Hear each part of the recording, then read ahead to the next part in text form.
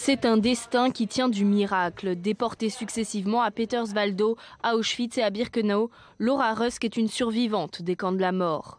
C'est en 1939 que sa vie bascule. Laura a alors 17 ans lorsque l'Allemagne nazie envahit son pays d'origine, la Pologne.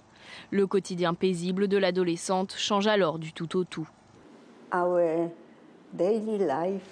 Notre quotidien était marqué par la terreur, par toutes sortes d'humiliations et de persécutions. Nous avions peur de marcher dans la rue car les gens se faisaient tirer dessus sans aucune raison. Ils se faisaient frapper et parfois ils étaient enlevés pour être envoyés dans les camps de travail ou des camps d'extermination. C'est notamment le cas de son père, officier de l'armée polonaise. Arrêté par les Allemands, il est tué pour avoir caché un morceau de pain. En 1942, Laura est raflée, parquée pendant des jours avec des centaines de personnes dans un stade. Elle voit se succéder les exécutions. Une sélection macabre s'organise. Si les plus vieux et les enfants sont mis de côté, pour les autres commence alors la marche vers Auschwitz.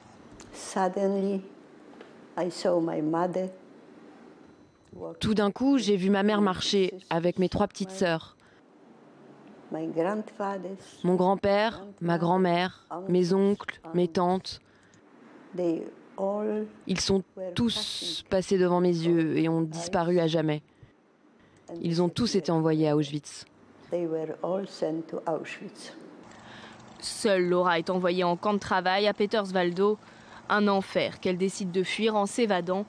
Une entreprise périlleuse, pourtant elle parvient à quitter le camp grâce à une faille dans la façade. Mais sa liberté sera de courte durée. Dénoncée, elle est déportée à Auschwitz puis à Birkenau. Tondue, tatouée, elle est interrogée par la Gestapo sur son évasion.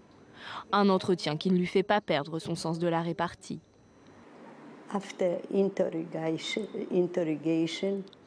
Après l'interrogatoire, où on m'a demandé comment je m'étais échappée, il voulait rédiger un rapport sur celui qui m'a aidée. J'étais surprise par sa dernière question. Il m'a demandé « Auschwitz vous plaît ?»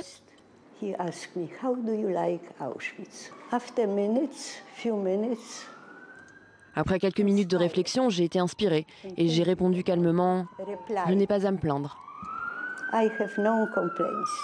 Dès la libération des camps, Laura Rusk s'est donné une mission claire, lutter contre l'oubli. De l'Allemagne à la France, en passant par les États-Unis, partout elle raconte son histoire. J'avais le sentiment que je devais honorer le message de tous ces gens qui, au dernier moment de leur vie, en suffoquant dans les chambres à gaz, ont écrit en grattant les murs « Ne nous oubliez jamais ». Malgré ses 92 ans, Laura Rusk ne se fatigue pas de raconter son histoire, car elle n'a qu'un seul souhait, qu'une telle barbarie ne se reproduise plus jamais.